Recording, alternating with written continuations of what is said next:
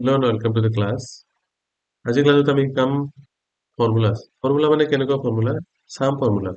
ইয়াতে আমি চাম ফৰ্মুলা কেনেকে লগাব পাৰোঁ বা এডিশ্যন আমি কেনেকে কৰিম। ছাপ'জ মই ইয়াতে এটা এক্সাম্পল লৈছোঁ। এইটো এক্সাম্পলত ট্ৰেইনাৰ, পকেবল, গ্ৰীড বল, আল্ট্ৰা বল। ইয়াতে তিনিটা আইটেম আছে। তিনিটা আইটেমৰ টোটালটো কিমান হ'ব ইয়াতে? টোটালটো আমি ওলাব লাগিব। ত' টোটালটো উলিয়াবৰ কাৰণে আমি প্ৰথমতে আমি এনেকে ইউজ কৰিব পাৰোঁ।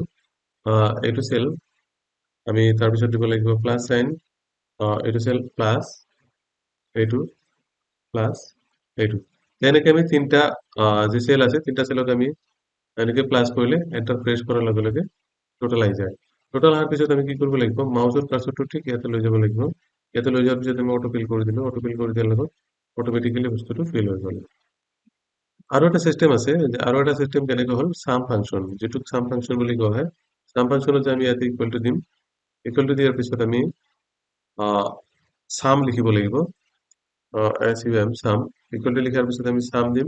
চাম দি এনেকে এটা ব্ৰেকেট লগাব লাগিব। ব্ৰেকেট লগাই তাৰপিছত ইয়াতে ক্লিক কৰিব লাগিব। ক্লিক কৰি এইটোক আমি চিলেক্ট কৰিব লাগিব। চিলেক্ট কেনেকে কৰিম, ঠিক মাউচৰ কাৰ্চৰটো ইয়াৰ ওপৰত ৰাখিম। লেফ্ট কি মাউচ বাটন প্ৰেছ কৰিম। প্ৰেছ কৰি এনেকে ৰাইট চাইডে ড্ৰাগিং কৰিম। ড্ৰাগিং কৰাৰ লগে লগে এইটো কি হৈ যাব, চাম হৈ যাব। তো ইয়াতে চাম ওলাই গ'ল। এইটো চাম ওলোৱাৰ পিছত আমি চাপ'জ এই দুটা আমি ডিলিট কৰি দিলোঁ। এতিয়া এইটো চাম ওলাল। এইটো চামটো এনেকুৱা হ'ব, চাম ইকুৱেল টু, তাৰপিছত আমি অটো ফিল কৰি দিলে এটা অটো ফিল হৈ যায়। তো এইটো হৈছে চাম ফাংচন। আমি এই ডাঙৰ ডাঙৰ কেলকুলেশ্যন বিলাক চাম ফাংচন কৰি কৰিব পাৰোঁ।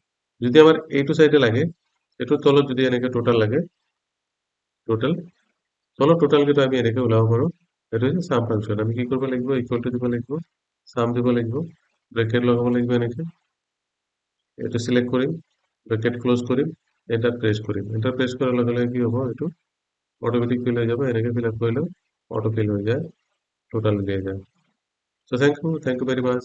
আজিৰ ক্লাছত ইমানে। নেক্সট ক্লাছত আকৌ লগ পাম। তেতিয়ালৈকে হেভ এ নাইচ ডে।